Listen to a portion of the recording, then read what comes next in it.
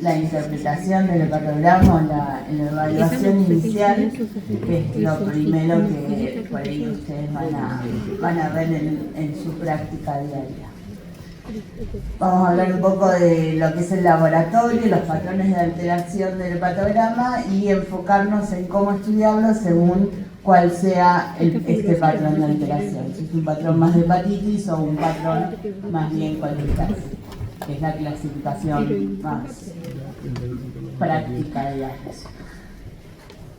La alteración del hepatograma es un hallazgo frecuente en pacientes totalmente asintomáticos, se dan alrededor del 8% de los casos.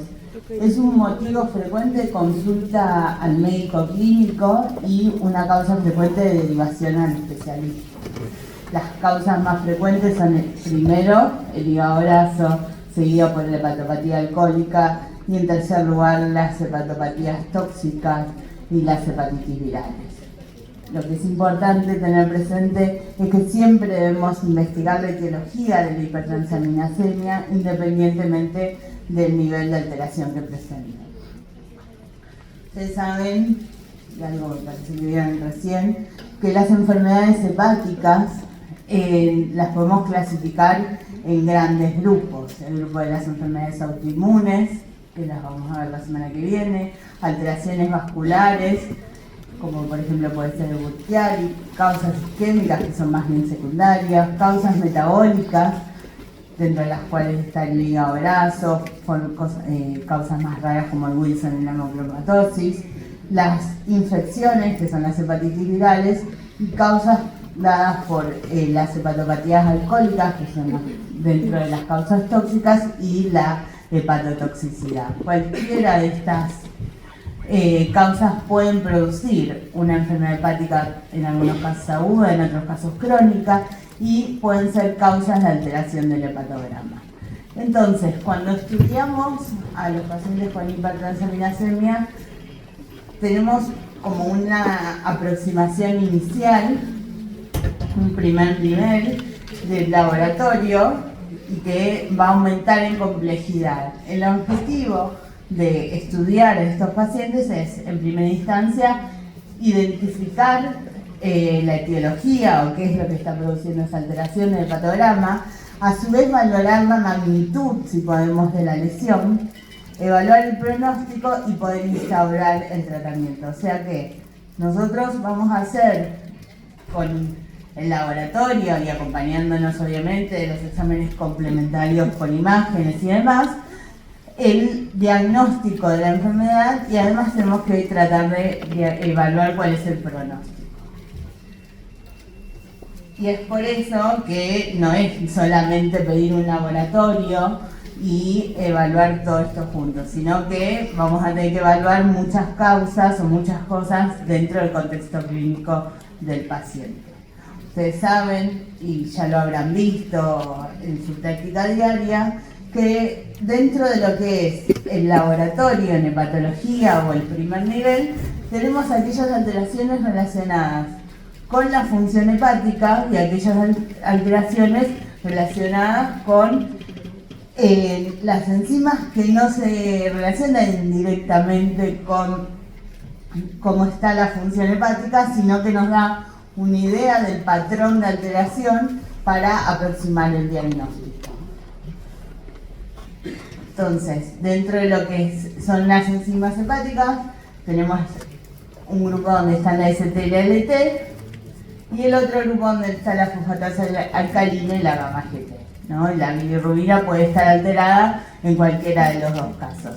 Y dentro de lo que es la función hepática, que después vamos a ver brevemente, tenemos la coagulación, dada por el TP y el RIN, porque es esa parte de la coagulación que nosotros medimos relacionadas con el factor 5, la albúmina y la colinesterasa. La primera pregunta que nosotros nos hacemos es si esas enzimas son propias del hígado, o sea, si están solamente en el hígado. Hay algunas que son más específicas y otras que no lo son tanto. La ST está ampliamente distribuida en otros órganos, mayormente está en el hígado, pero también tiene una gran concentración en el músculo, tanto en miocardio como músculo esquelético, y en menor medida en el riñón y en el cerebro. Por lo tanto, por sí sola, una alteración solamente de esa enzima no quiere decir necesariamente que esa alteración corresponda o sea de origen exclusivamente hepático. La LT es un poco más específica porque está en mayor concentración en el hígado y en menor concentración en el riñón, por lo cual una alteración conjunta ST y LT nos orienta así en ese caso que la alteración es más bien hepática. La fosfatasa alcalina es lo mismo, es una enzima que puede estar en otros órganos. Ustedes saben que está la fosfatasa alcalina ósea, puede estar en la placenta, en la mucosa ileal y también en el riñón. Por lo tanto, otra más que no es exclusiva del hígado. Y tanto la elevación de la ST, que da un patrón más de hepatitis, o hace pensar más en patrones de hepatitis, como la fosfatasa alcalina pueden estar elevadas, que vimos que son las menos específicas, en otros contextos, como puede ser en las miopatías, en el ejercicio y en el infarto de miocardio, donde además de elevación de ST van a tener elevación de la CPK, y la fosfatasa alcalina puede estar elevada en el embarazo, en el hipotiroidismo, en las enfermedades neoplásicas o infiltrativas del hueso, etc. Por eso que además de conocer de dónde provienen y para qué sirven, tenemos que saber cuáles son inicialmente los diagnósticos diferenciales. En segunda instancia, lo que tenemos que saber es qué patrón de alteración del hepatograma tienen. Y para eso tenemos que saber dónde se ubican cada una de estas enzimas dentro de lo que es los hepatocitos y los canalículos biliares. La fosfatasa alcalina y la gamma-GT, como ven acá, son enzimas que se ubican esto no marca, pero en los canalículos biliares. Por eso las enfermedades más colestásicas producen, por daño de esas membranas, alteración de estas dos enzimas. La ST es una enzima citoplasmática y mitocondrial que está en el hepatocito, y la LT es una enzima que es exclusivamente citoplasmática dentro del hepatocito. Perdón, a ver, ahí aparece. Bueno, acá están la fosfatasa alcalina y la gamma-GT, la ST y la LT. Entonces, en función de dónde esté el daño y el tipo de alteración, vamos a poder orientarnos un poco en lo que dijimos de los patrones. El patrón hepatocelular, que es el patrón que produce más alteración de lo que es el hepatocito en sí, lo que va a llevar, como dijimos antes, es más elevación de la LT y la ST. Por eso va a tener una relación ALT, porque es más específica del hígado, fosfatasa alcalina, mayor a 5. ¿No? Ese es un patrón más de hepatitis. Mientras que el patrón colestásico, como produce alteración de los canalículos biliares, va a producir mayor elevación de la fosfatasa alcalina y la gamma-GT, siendo una relación ALT-fosfatasa alcalina por lo general menor a 2. Un patrón en el medio, entre 2 y 5, o sea que no es ni hepatocelular ni colestásico, ¿no? ¿Entienden? No es ni menor a 2 ni mayor a 5, es lo que se llaman patrones mixtos, donde entran un montón de diagnósticos diferenciales. Lo que es, y lo que mencionábamos antes, es que es importante tener presente que el nivel de elevación de las enzimas hepáticas no está siempre relacionado con la actividad inflamatoria.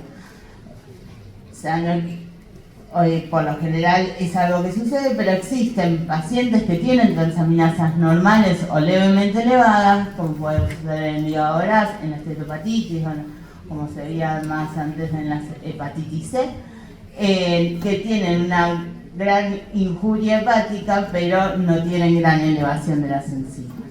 ¿Está bien? O sea que no es directamente proporcional y tampoco está directamente relacionado con el estadio de fibrosis. Por eso que vamos a ver después que para estadificar la fibrosis necesitamos otros elementos. Pacientes con transaminasas normales, en este caso en este estudio de hígado graso, pueden tener estadios de fibrosis avanzada. O sea, el nivel de transaminasas no se relaciona directamente o en todos los casos con el grado de injuria hepática ni con el estadio de fibrosis, que es lo que mencionamos acá. Entonces, como dijimos recién, las enzimas hepáticas no evalúan el estadio de la enfermedad ni el compromiso de la función hepática. Y para eso necesitamos marcadores de síntesis, que son los que nos relacionan con los marcadores pronósticos. Y dentro del laboratorio son estos tres que mencionamos antes: la albúmina, la colinesterasa y los factores de la coagulación. La albúmina es sintetizada por el hígado, ustedes saben que tiene una vida media entre 20 y 30 días, y por lo general su disminución se asocia a, puede ser como un reactante en las hepatopatías crónicas, disminuyen porque tiene una vida media muy larga, o sea, en las hepatitis agudas va a tardar mucho en disminuir, mientras que los factores de la coagulación, principalmente el factor 5, que tiene una vida media menor a un día, suelen disminuir tanto en las hepatopatías crónicas, pero principalmente en las hepatopatías agudas, en las hepatitis agudas. Por eso es un marcador pronóstico en las hepatitis agudas para definir los criterios de gravedad. Otras determinaciones que nosotros podemos pedir, y no solamente pedimos un hepatograma y la coagulación, son determinaciones que nos pueden ayudar a hacer el diagnóstico de la causa de esa alteración del hepatograma, ¿no? Dijimos que son varias las causas que pueden alterar o afectar a nivel hepático.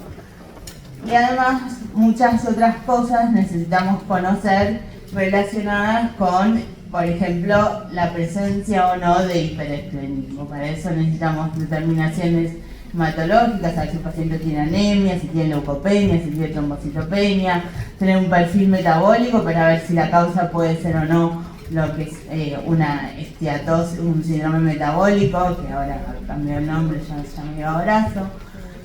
Las enfermedades como la hemocromatosis, las hepatitis virales, obviamente, el aumento de la ferritina, que no siempre la causa es la sobrecarga de hierro, y la hipergamaglobulinemia policlonal, que está presente tanto en los pacientes con cirrosis como en los pacientes con hepatopatías autoinmunes.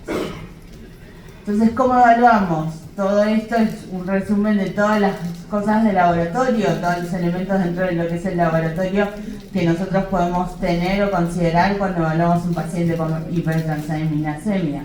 ¿Cómo llevamos eso a la práctica clínica diaria?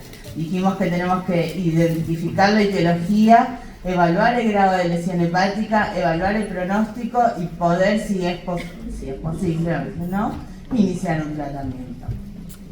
Entonces, cuando ustedes tienen el paciente, lo primero que tienen que considerar, obviamente, es evaluar es en la anamnesis. Evaluar consumo de alcohol, fármacos, hierbas es todo lo que venden en las casas naturistas, los suplementos vitamínicos, etcétera, el uso de drogas ilegales, si ustedes consideran, ¿no?, evaluar esas drogas en orina o dosajes, la susceptibilidad a conductas de riesgo para virus hepatotropos, si están vacunados o no, si han recibido transfusiones, qué comorbilidades tienen, presencia de enfermedades autoinmunes que puedan predisponer a tener una enfermedad autoinmune hepática, la enfermedad celíaca, HIV, como un montón como un factor predisponente a tener hepatitis virales, hígado graso, etcétera. Enfermedades renales y cardíacas que pueden tener impacto a nivel hepático, infecciones sistémicas, obviamente, bueno, el embarazo, pero el síndrome metabólico, si pensamos en algo más colestásico, si tiene antecedentes de instrumentación de la vía biliar, y el examen físico siempre buscar estigmas de hepatopatía crónica, más allá del examen físico, presencia de esplenomegalia, ginecomastia, lesiones por rascado, tanto en las fases agudas como crónicas, spiders, etc. Eso en líneas generales, y después vamos a enfocarnos en diagnóstico según esa alteración del hepatograma que habíamos mencionado. Si la alteración es más colestásica o más hepatocelular. Si yo tengo un patrón más hepatocelular, donde la relación ALT, fosfatasa alcalina, es mayor a 5, vamos a pensar en aquellas noxas o aquellas causas de enfermedades hepáticas, tanto agudas como crónicas, que puedan afectar, dar este patrón. Las primeras a considerar son las más frecuentes. Uno siempre empieza por, o trata de considerar lo más frecuente e ir a lo que no es tan frecuente. Las hepatitis virales, A, B y C, menos frecuente la D y la E, el hígado graso, antecedentes de hepatopatías tóxicas, principalmente el alcohol, enfermedades vasculares, isquémicas, la hepatitis autoinmune, la hemocromatosis y el Wilson. Todas estas son las causas más frecuentes, no más frecuentes, pero son las causas que pueden producir alteraciones del hepatograma con un patrón hepatocelular. Algunas son más agudas, otras son más crónicas, ¿no? Pero estas son en líneas generales. Y esto es lo que decíamos antes, uno puede orientar según la magnitud de la hipertransaminasemia. Si yo tengo en forma aguda una elevación de transaminasas muy importante, y en un paciente que está séptico internado en terapia, puedo pensar que es una causa isquémica o puede ser tóxica, pero siempre evaluando en el contexto del paciente, pero no descartando las otras causas. Es verdad que la mayoría de las veces el hígado graso no produce tanta elevación de las transaminasas, pero no quiere decir que necesariamente eso tenga que ser así. Por eso al momento de evaluar no es tan importante clasificarlo por la magnitud de esa elevación, sino más que nada por el patrón. Sí podemos considerar cuáles son las causas más frecuentes y menos frecuentes según el medio en el que nosotros nos encontremos, pero nunca olvidarnos de las que siempre son más frecuentes, que son la toxicidad por fármacos, las hepatitis virales, la enfermedad hepática grasa y el alcohol. Después nos orientaremos a las causas que no son tan frecuentes o que son indirectas, pero no dejemos de considerarlas a todas. O sea, en la cabeza siempre tienen que estar todas. Es importante, algo muy importante es que tengan presente que los tumores hepáticos, muchas veces para estudiar esto pedimos una ecografía y tienen un tumor hepático benigno, los tumores hepáticos nunca producen alteraciones del hepatograma. ¿Está bien? No es una causa. Entonces, en función de eso y considerando esto que habíamos mencionado de las causas que producen alteración del hepatograma con el patrón hepatocelular, tenemos laboratorios específicos para cada una de estas, por lo general. Y esto es lo que les pusimos acá. La hepatitis A, ustedes saben que para hacer el diagnóstico necesitan anticuerpos IgM, y anticuerpos IgG son para infección pasada o vacunación, las serologías para hepatitis B, no me voy a flechar mucho porque después va a hablar el doctor, serologías para hepatitis C, hepatitis E, hepatitis D, las enfermedades hepáticas autoinmunes, en este caso hepatitis autoinmune, la hemocromatosis, la enfermedad de Wilson y el déficit de alfa-1 antitripsina, estas dos últimas como causas muy frecuentes en nuestro medio. Ahí igual se lo queda. Entonces nosotros podemos hacer una evaluación más, según donde nos encontremos, una evaluación más dirigida y tratar de acotar un poco los recursos y no pedir tanto y no pedir todo, ¿está? O una evaluación no dirigida. Si tenemos mayor disponibilidad, menor tiempo, porque esto requiere menor número de biopsias, podemos hacerla orientado más al interrogatorio, a las causas más frecuentes, y pedir solamente lo que consideramos más importante o más frecuente según nuestro medio. Hay otros que están más a favor de la evaluación no dirigida, que es solicitar todos los estudios juntos del laboratorio que mencionamos anteriormente. Lo que nosotros proponemos tal vez, que es lo que según los recursos que nosotros tenemos, es que en aquel paciente que tiene evaluación persistente de las enzimas hepáticas, pedir primero lo más común, que es evaluar el síndrome metabólico, el consumo de alcohol, hepatitis virales, una ecografía abdominal con Doppler escleroportal, y si todo esto es negativo o si tenemos alta sospecha de que tienen otra enfermedad hepática no tan frecuente, podemos evaluar una segunda instancia. Tengan presente que las hepatopatías pueden coexistir, un paciente puede tener hepatitis C y puede además tener una hepatopatía alcohólica, no son excluyentes entre sí, y si no, en una forma como un poco más costosa y menos sensible, algunos proponen pedir directamente todo. Lo más coherente es obviamente hacerlo por etapas, primero pedir lo más frecuente, evaluar eso y después orientarlo.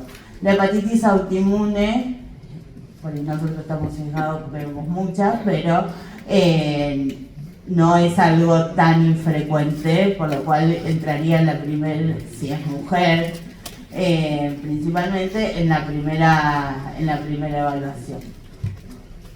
Esto es un resumen de qué es lo que nosotros, lo que habría que pedir. Es un algoritmo de diagnóstico que resume cómo estudiar a los pacientes con alteración más hepatocelular. Siempre el examen físico, el interrogatorio sobre los factores de riesgo que mencionamos anteriormente, al principio, una ecografía abdominal con Doppler escleroportal. ¿Para qué? Para evaluar las características del hígado, si tiene hipertrofia del caudado, cómo están las fisuras, cómo es el Doppler, si tiene algún tipo de trombosis como causa de alteración vascular. Para una primera aproximación es muy útil.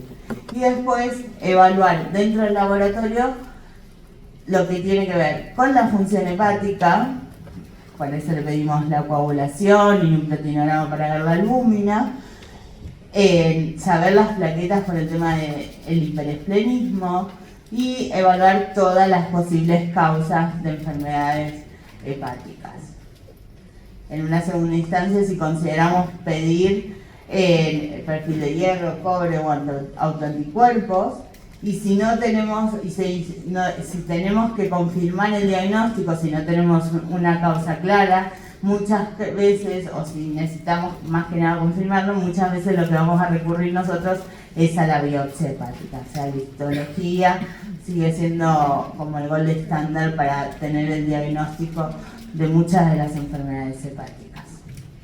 Y por el otro lado, el enfoque diagnóstico, o cómo estudiamos a aquellos pacientes con elevación de la fosfatasa alcalina y la gamma GT, que son los patrones colestásicos. Esto es un poco menos complejo, ¿no?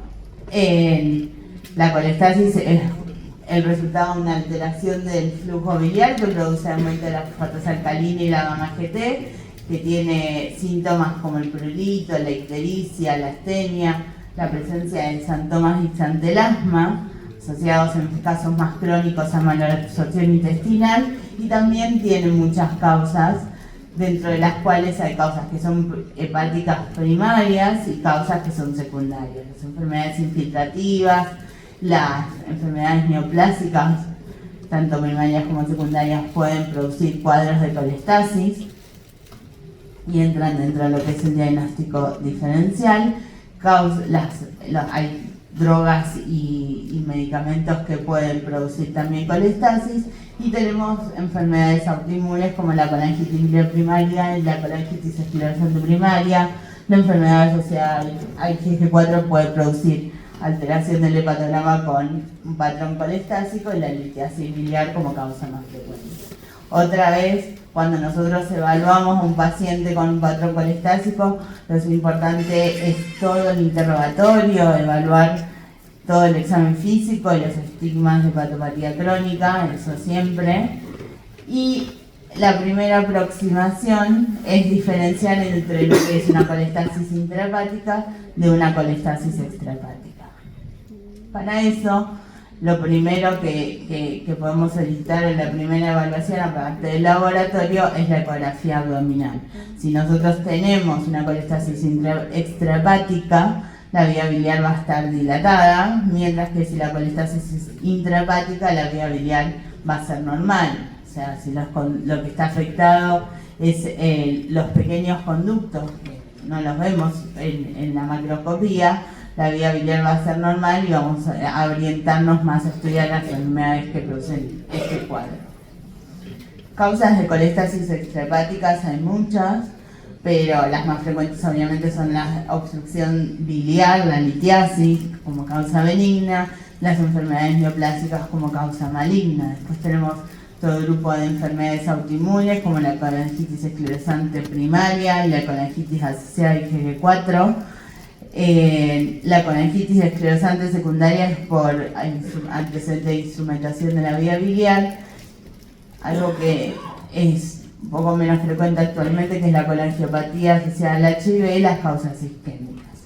Si la vía biliar está dilatada, o sea, tenemos una ecografía con la vía biliar dilatada, que planteamos todos los diagnósticos que mencionamos anteriormente, el segundo escalón para aumentar la complejidad y para ver en dónde está la alteración puede ser una colangioresonancia, que recuerden que la colangioresonancia no es un estudio contrastado, lo que sí es contrastado es la resonancia magnética, o sea, la resonancia de abdomen. Si nosotros queremos ver solamente la vía biliar, si hay una obstrucción, la colangioresonancia es suficiente, pero si estamos pensando en algo neoplásico, necesitamos contrastarlo, y para eso se pide colangioresonancia con una resonancia de abdomen con contraste. Y en una última instancia, si queremos tomar biopsias, y esto más de campo de los endoscopistas, y evaluar la vía biliar y hacer a veces procedimientos para tratar de resolver el cuadro, se puede hacer una econdoscopía o una CPR. Pero recuerden lo primero la ecografía, y en segunda instancia, si es necesario, una resonancia o una colangioresonancia. El laboratorio específico, si uno piensa en enfermedades autoinmunes, para la colangitis esclerosante con baja sensibilidad es el ANCA-PEC, y la colangitis autoinmune es la IgG4. La colangitis autoinmune es asociada a enfermedad por IgG4, que es una enfermedad sistémica. Y dentro de lo que son las colestasis intrahepáticas tenemos varias: tóxicas, infiltración, las colestasis del embarazo, otra vez las enfermedades autoinmunes, como la más frecuente es la colangitis biliar primaria, que antes se llamaba cirrosis biliar primaria, y mucho menos frecuente la colangitis esclerosante primaria y la colangitis asociada a IgG4. En este caso también hay enfermedades infiltrativas extrahepáticas que no se originan solamente en el hígado, como pueden ser la amiloidosis, la tuberculosis, los linfomas y la sarcoidosis, o la infiltración neoplásica tanto de tumores primarios, pero más frecuentes secundarios, que pueden producir esta alteración. Entonces, esto requiere por ahí a veces una evaluación un poco más sistémica y no orientada solamente a nivel del hígado. Por eso es importante todo lo que tiene que ver con el interrogatorio, como mencionamos anteriormente. Si hablamos de las determinaciones específicas para enfermedades autoinmunes en caso de colestasis intrahepáticas, las más importantes son la de la CBP, que después lo van a ver, pero son los anticuerpos antimitocondriales junto con el IgM, y otra vez el ANCA-P y la IgG4. Y como algoritmo para que se lleven, lo que dijimos en resumen es que lo importante es diferenciar si la colestasis es intra o extrahepática. Si la colestasis es extrahepática, tenemos todas las causas que mencionamos anteriormente, y para evaluar un poco más de cerca o en la vía biliar, probablemente necesitamos una colangioresonancia o una CPR. Y si la vía biliar no está dilatada, habiendo descartado otras causas como drogas o tóxicos o enfermedades infiltrativas, a veces lo que se puede pedir como causa más frecuente específica son los anticuerpos antimitocondriales, que son para el diagnóstico del CBP. Si son negativos, tenemos que considerar otras causas, pero si son positivos, el diagnóstico diferencial de colonitis primaria se hace por biopsia, o sea que otra vez estaríamos recurriendo a la biopsia hepática. Además de que si no tenemos un diagnóstico definitivo, muchas veces necesitamos la biopsia para determinar cuál es la causa. Entonces la hipertransaminasemia suele ser en pacientes con enfermedades hepáticas la primera manifestación, ya que muchas de las enfermedades hepáticas son inicialmente asintomáticas. Independientemente del nivel de esta alteración, es importante investigar cuál es la etiología de la misma. Tenemos que evaluar en forma conjunta la causa, pero también el pronóstico, por eso siempre que piden el hepatograma además tenemos que tener marcadores de síntesis, albúmina y la coagulación. La forma dirigida o un poco más orientada, donde también jerarquizamos los antecedentes, el interrogatorio y demás, nos ayuda a disminuir los costos y tener una menor tasa de falsos positivos, además de disminuir el número de biopsias. Por eso siempre es importante ver el contexto de cada uno de los pacientes, ver la epidemiología de nuestro medio, cuáles son las enfermedades más prevalentes donde nos encontramos nosotros. Muchas gracias.